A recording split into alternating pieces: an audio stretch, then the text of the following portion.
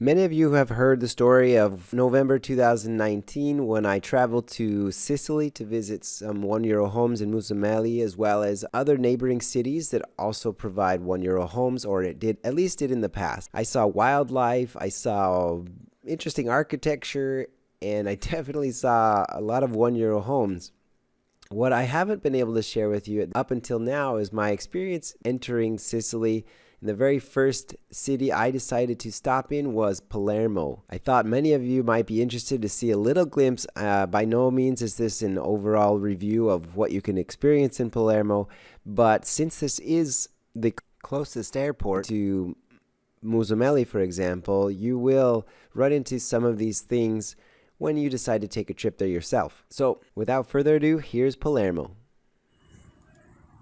Been searching for a place to speak in silence. Anyway, I arrived in Sicily today. The airplane was fast. I almost fell asleep. I didn't sleep last night, so I'm a bit tired. I picked up a rental car. I decided to come check out the court down here in Palermo because, anyway, doing court auctions. I'm creating a resource and wanted a few videos of each of the court buildings just to become familiar with it. So here you have to be brave to walk across the street. Where's that guy go? So I just bought this from that guy who's pushing his stuff through the middle of traffic. Impressive, very impressive. Anyway, I'm excited to eat this. I asked what it was called and I didn't understand. And so it sounded like a Swimaha, but I have no idea. Their dialect is pretty heavy, especially for that kind of trade, probably. I'm going to be heading off to the center of Sicily soon, but Palermo's right on the coast, and I had to check it out. I'm not sure where to go, honestly. I know nothing about this place, but yeah. Apparently there's a market going on.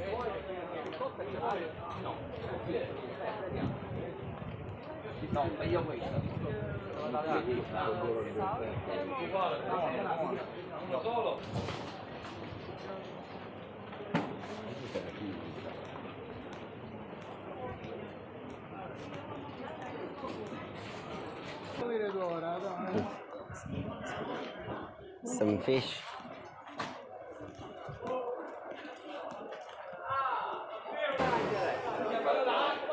Devo aspettare che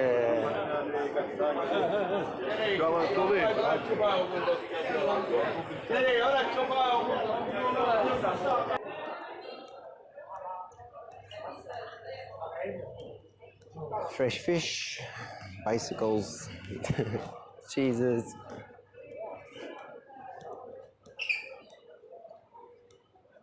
Scusa, ma oggi è mercato o così?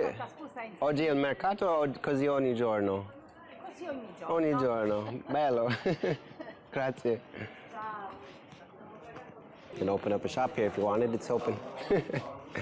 Anyway, I asked back there if it was like this every day or just a special day, but the lady said it's like this every day. So apparently business is in the streets on a regular basis. Here in Palermo, apparently there are markets everywhere amidst all of the crowded streets in the center of town.